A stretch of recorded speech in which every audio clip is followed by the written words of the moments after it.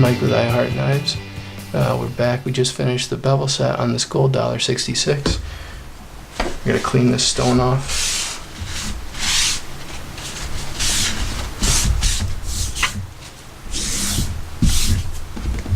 And we're gonna go to the Shapton Pro 2000 grit. It's a ceramic stone. So I'll probably do the same thing. We'll do like that pyramid sort of 10, 10, 9, 9, 8, 8. That, I think that'll work well for you guys. Yeah, so let's just get into it.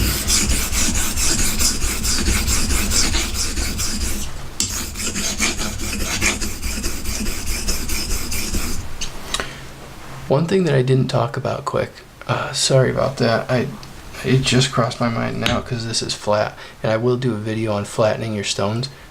When you're doing a razor, the stones have to be flat. If they're not flat, then you'll end up sharpening the toe before the heel or just the middle. They either need to be flat or they need to be convex, and convexing your stones, that's more for like high intermediate to advanced sharpeners. If you're a beginner, just know that you have to flatten your stones if you're doing razors. And again, I'll do a video on that. And I usually use either a diamond plate or I'll take granite or a piece of glass and use silicon carbide, which is kind of like putting sand on a piece of glass, and then you rub the stone around and it takes off the grit. But I usually either use the Atoma diamond plate or I'll use the silicon carbide. Sometimes I'll just use a piece of sandpaper, like a piece of 80 or 120 grit sandpaper on a 12 by 12 granite tile. So.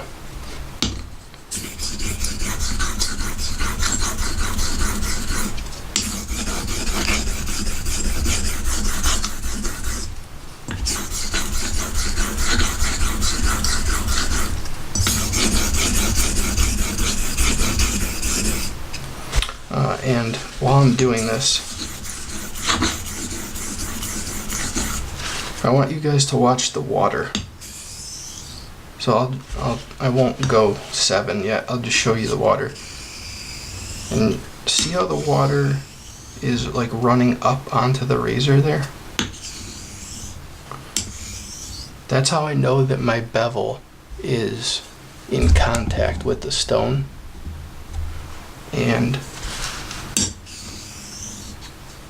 that my edge is hitting the stone all the way down. If this stone wasn't flat and I had like low and high spots, the water wouldn't run up onto it. My razor would just go over the water.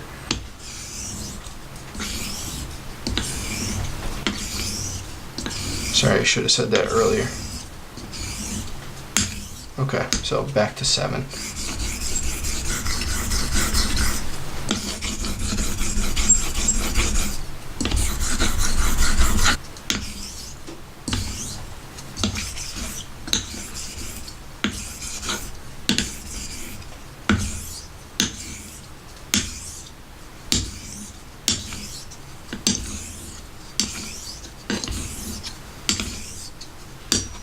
So another thing that I forgot to talk about, there's a lot of stuff I'm forgetting, it's just coming to my mind as I'm honing, is how you turn your razor. And I should have done this in the first video, I apologize. So I hope if you're watching this, you already saw the first video, but the bevel set, because it's important that it's a series. The way that I always do it is I lift up, turn the razor over. Lift up, turn the razor over. What you should do is turn it on the spine. Like that. I always pick it up and turn it on the edge, which you're not supposed to do, because sometimes you can hit your edge on the stone and you're defeating, the sharpening purpose. So you can screw up your edge that way. I always do it just out of habit because I learned the wrong way. I taught myself the wrong way. And then, you know, sometimes it's hard to correct it. So I'll try to flip on the spine the whole time, but it's hard sometimes to get out of that mentality.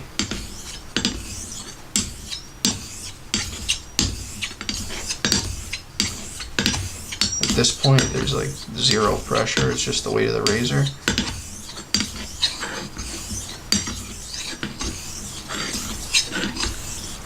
I'm going to add a little bit more water.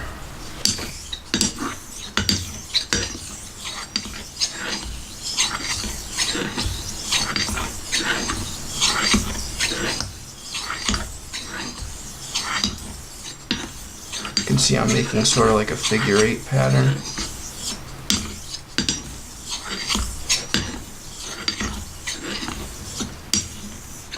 My water's running up on the whole edge, which is what I want.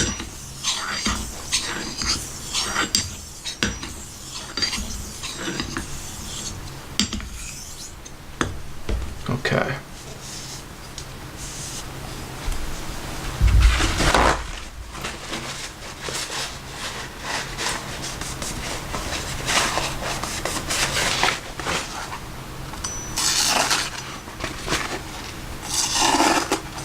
That's cutting paper towel actually pretty clean.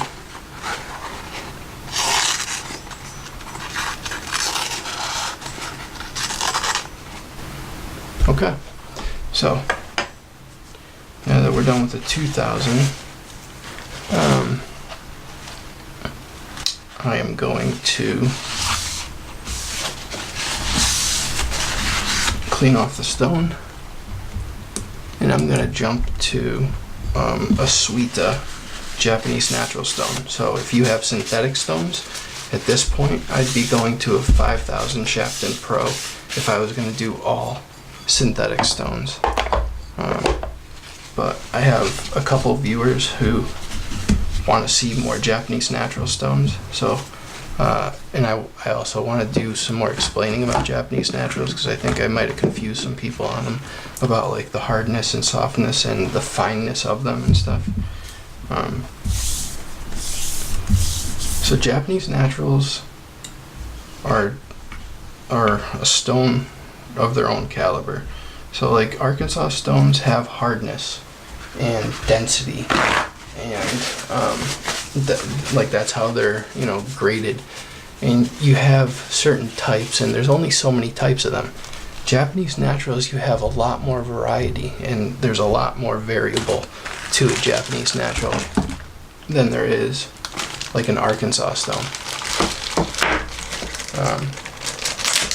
So for instance, I can have a hard Suita stone that is coarse. I can also have a softer Suita stone that is fine. But usually the harder the stone, the finer the grit will be, for the most part.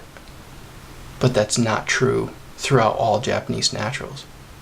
Japanese naturals break down, the particles break down finer and finer the more that you work the slurry, and I'm going to show you what that looks like now. I'm going to use, these are Asano nagura stones. These are Suita, so it's the same type of stone, the same vein of the mountain that Suita is found. That's what this is. But it's called Botan, which is a little bit coarser. This is probably like, I don't know, somewhere around 2,000 to 4,000 grit range. So Japanese naturals, I know everyone wants like a number. Everyone's like, you know, give me a grit rating. It's got to be, you know, Japanese naturals have to be this grit to this grit, and it doesn't work like that. People get annoyed when I say it, but it's not like there's no like it's not exact. Like I can have a Botan that is really coarse, and then you know, another botan that is very fine. Like there's a lot of variability. This is a softer one. It's a little bit coarser. So one of my viewers emailed me about when I was talking about like the hardness of the stones, and usually Japanese naturals will have a hardness rating, so it'll say like LV2, LV3, LV5 plus. So LV is level. The number is supposed to mean one is soft, 2 is harder, 3 is harder than 2, 4 is harder than 3, 5 is the hardest, 5 plus, you know, some people say 5 plus plus plus, but it's all subjective. So I can say that this Suita is level 4, and if you used it, you might think it's level 3. So there are guys that use water tests. They'll put water on the stone and see how long it takes for it to soak in. But the density of the stone doesn't always translate to the fineness of the stone. So you can have a stone that's not as dense still be fairly fine. You know, it's all relative to, you know, to what you're doing, but so as I work this slurry, and I'll keep adding like a dot or two of water and breaking it down and thinning it out. And what this is doing, this slurry, is lubricating the stone and helping the razor get sharpened faster. So I could just use the stone with no slurry, and let's say it'll take me 20 minutes to sharpen it to the point that I want on this stone. If I use this slurry, it might only take me 3 to 5 minutes.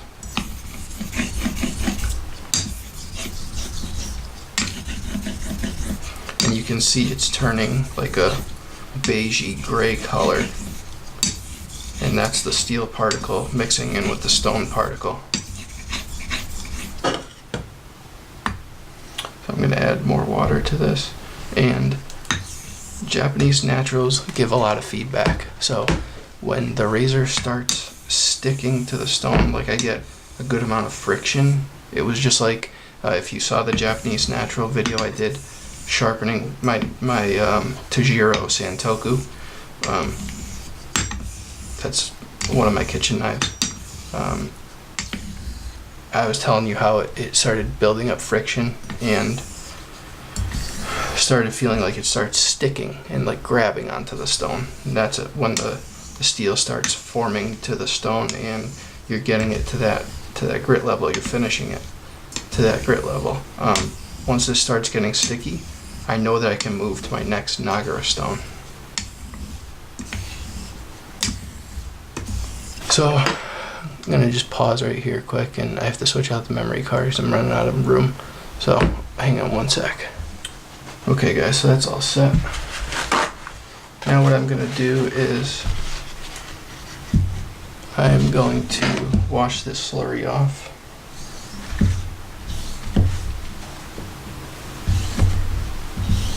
And I'm gonna get my next stone out.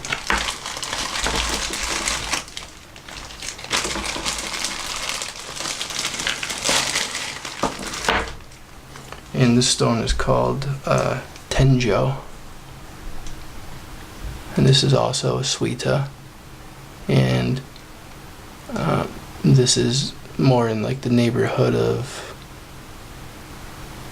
let's say, 5,000-ish. For, I guess it could probably be like 2 to 5, 2 to 6 maybe, depending. Again, not that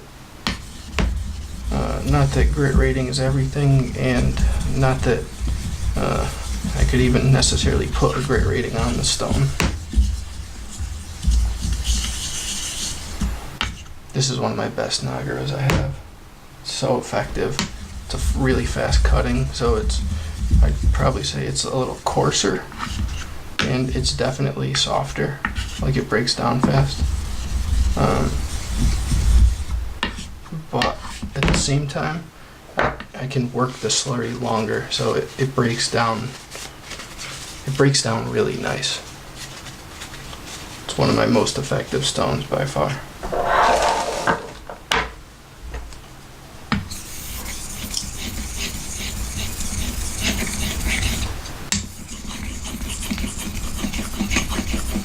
You can see how fast this is already going from white to gray.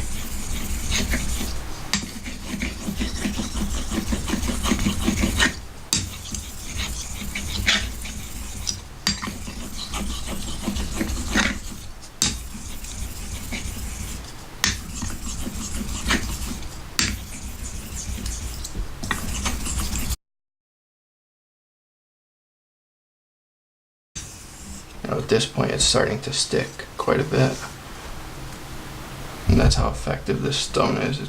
It really does work pretty fast. Now, I'm also sharpening really quickly, again, because I want the video to be a reasonable amount of time. I don't want to keep you guys for 2 hours, but take your time. Don't rush it. Normally, I would be taking longer to do this. I'm just doing it because, again, it's going on YouTube, and I can only cut so much out without losing a lot of information, even with editing. So I want to keep my videos a decent amount of time that people still want to watch them.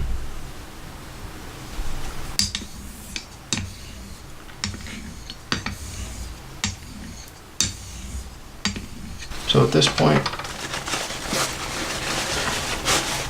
I'm going to clean it off and go to my next stone.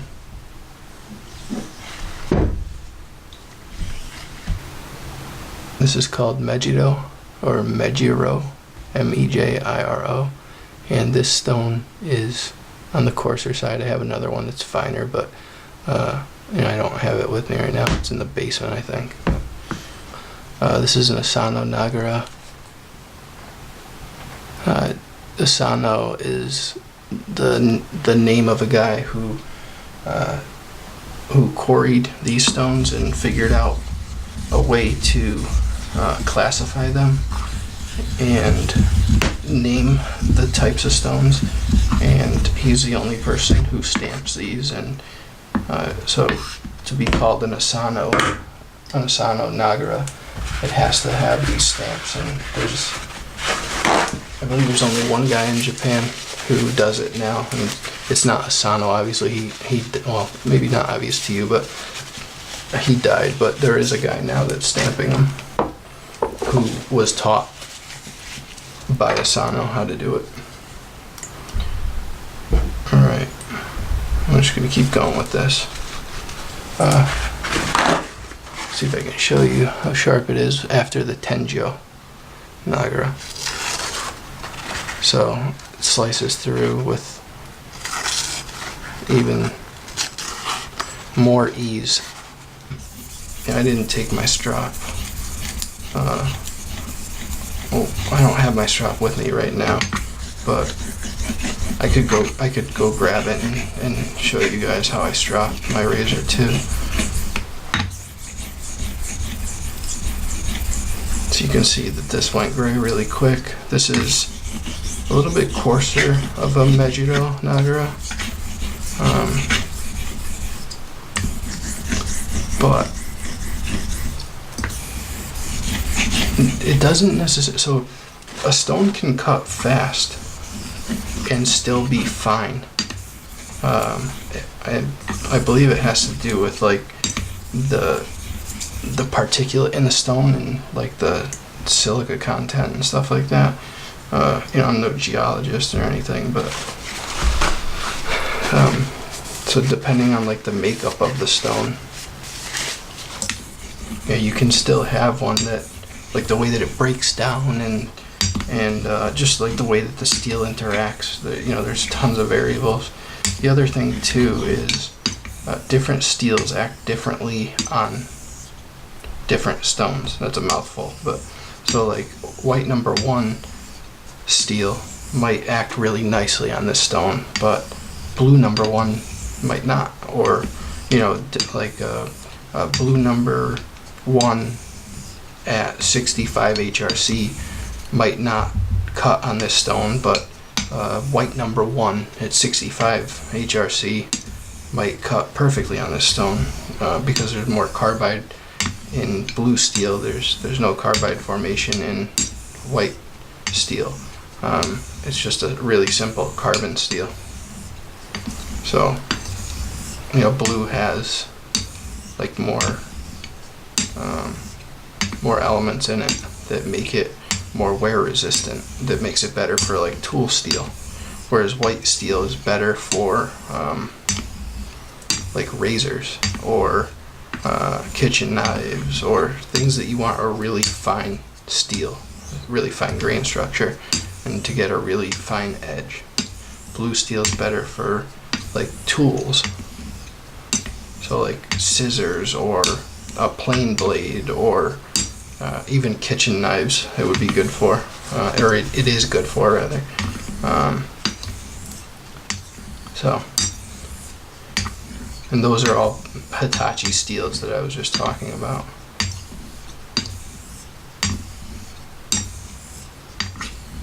And this is sticking pretty good. I'll just thin it down a little bit more. And I'm starting to get to the point now that the steel is conforming to this Suita stone, the base stone, not, you know, without the nagura.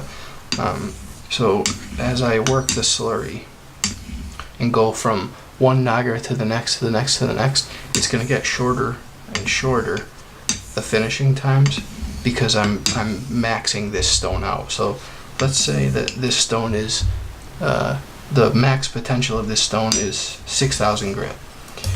I use the Botan nagura, and I'm at 2,000, or let's say 3,000 grit. Then I go to the Tenjou nagura, and I'm at 4,000 grit. Then I go to the Mejiro nagura, and I'm at 5,000 grit. So each stone I'm getting closer and closer to the base stone. So the nagura bridges the gap between the 2,000 grit Shapton Pro that I came off of, the green stone that I was just using in the beginning of this video, and so these little stones bridge the gap between the 2,000 and the 6,000, let's say that this stone is. If I just started polishing the razor on the stone without the nagura, it would take me a lot longer, and you know, it's just not as effective. And this is the last one. This one is called Coma nagura. And this is the most rare out of all the nagura stones, and it's also the finest.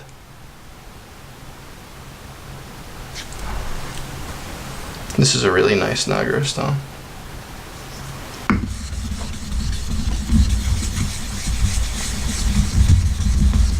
And realistically, I can come off of this and have, and then go to my strap and have a shave ready razor. Like this razor will shave hair as it is now, but you know, Coma can be the last step, and a lot of guys do just finish with Coma. But what I'll do is, I'm gonna go from Coma on this Suita stone to Coma on my finishing hone, which I'll show you in just a minute.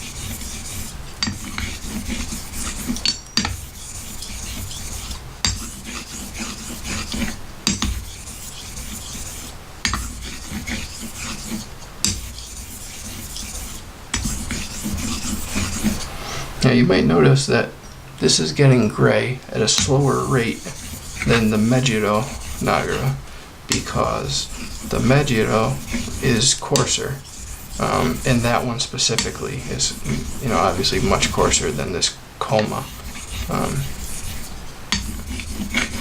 But so I'm going to use a finishing stone that's hard. If you use the Japanese rating, it's called level 5. I guess you could say plus plus. It's basically like or even some guys say plus plus plus. I don't really buy that. I don't give my stones ratings out, like I've sold a few, just because I have a bunch. But like I'll list it with the rating that I bought it as, but I go by feel and where the stone fits in like my needs and my uses for it.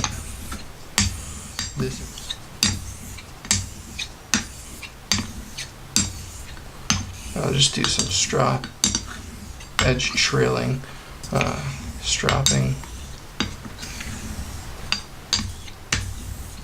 and then back to edge leading. Edge trail, and then edge leading.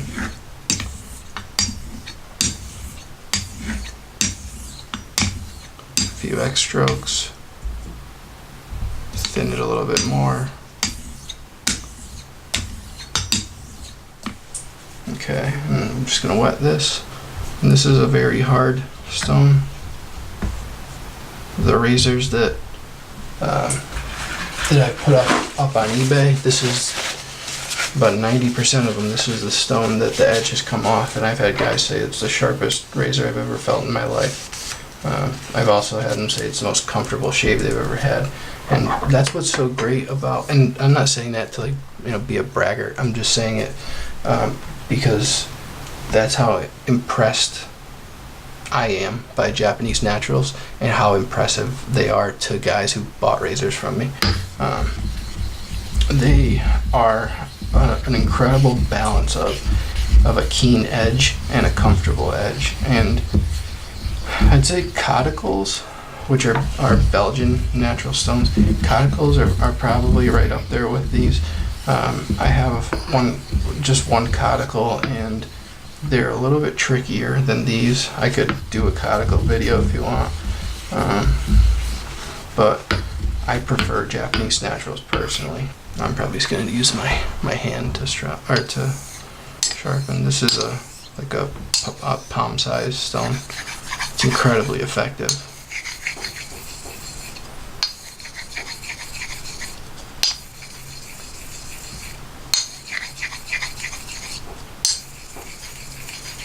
You can probably hear the difference too. This sounds a lot harder. Even the ring. That's the suita. That's the asagi, tomai. Asagi means gray. Tomai refers to the vein that this was taken out of the mountain.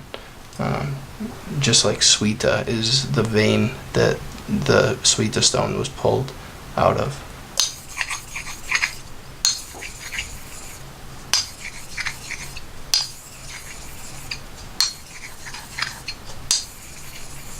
So Azuku is the name of the mine that this stone was supposedly pulled out of. Now, people get hung up on the names like Ozuku, Nakayama. Those are like the two most popular. Nakayama is by far the most popular. It's also the most counterfeited because you can get a lot of money for the stones. If they're real, great, but I don't really care where it came from. I don't really care what the name is. I care about the edge I get, and that's all that matters to me.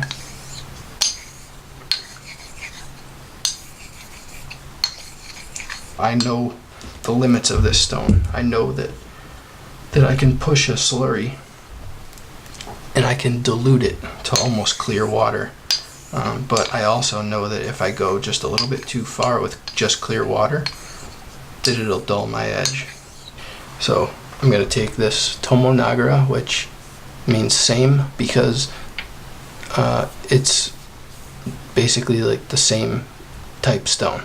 It's a gray tomai, and that has the Kyoto like Japanese, I think it's Japanese Stone Association stamp up here, and then the Ozuku Mine stamp on the bottom. And if it's real, cool. If it's not, I don't care. But I know that they feel similar. I've taken a razor and put it on this. This is small, but you can do just a small like X stroke, and I've done it to feel the friction, to feel if it's similar to this, and it is. It's like basically identical. So whether it's real or not, again, it doesn't apply to me. I don't care. I just want to know what my stone can and can't do. So the way to build a slurry with this is you just kind of have to be patient. Don't put a lot of pressure or you'll scratch it.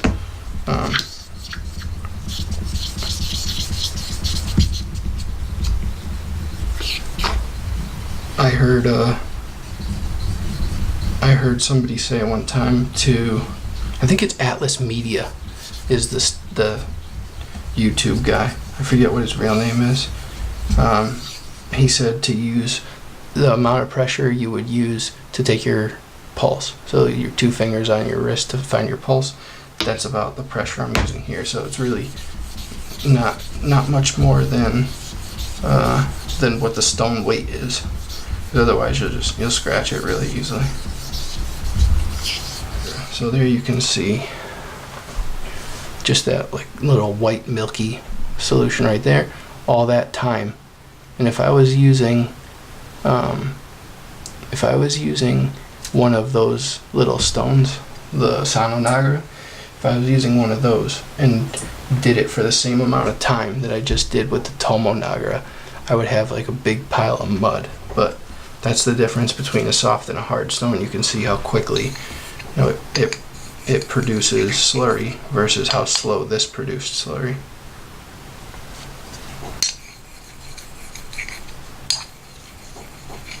Again, no pressure.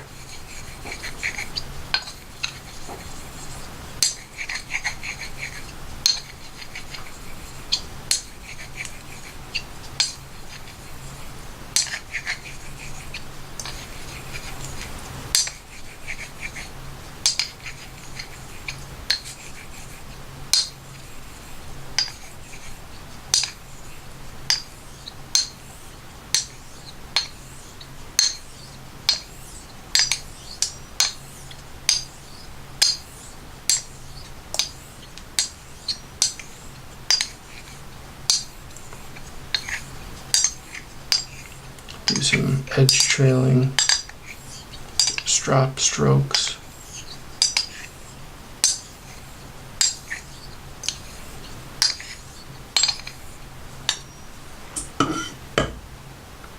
Put a little bit of water on to dilute it. And right now I'm starting to push it to its limits. I can't really dilute it much more than this, or I'll start destroying the edge. And that's the thing I was telling you, that you just kind of have to learn. You have to know the feedback of the stone. You have to listen to it and feel like the friction that you build up.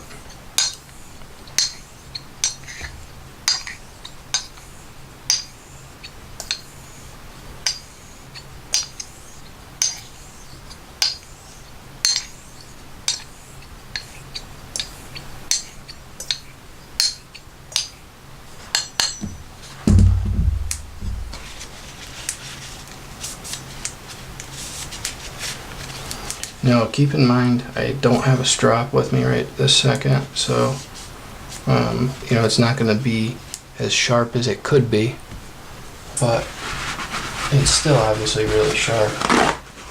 It's just not up to its full potential because I haven't stropped it. So any like little burr fragment that could still be on there, like little micro burr that's stuck on there, I haven't gotten off yet with like my canvas and leather straps. But you can see and hear it just like falls through the paper towel. I mean, it's incredibly sharp. There you can see there's no jaggedness to the paper. It's a perfectly clean cut. It might even treetop hairs.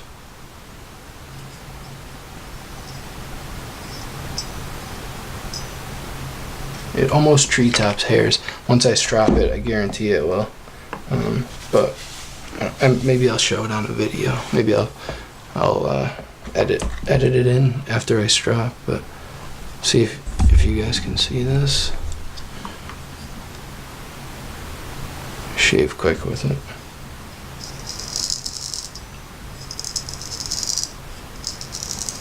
And those hairs literally jump off.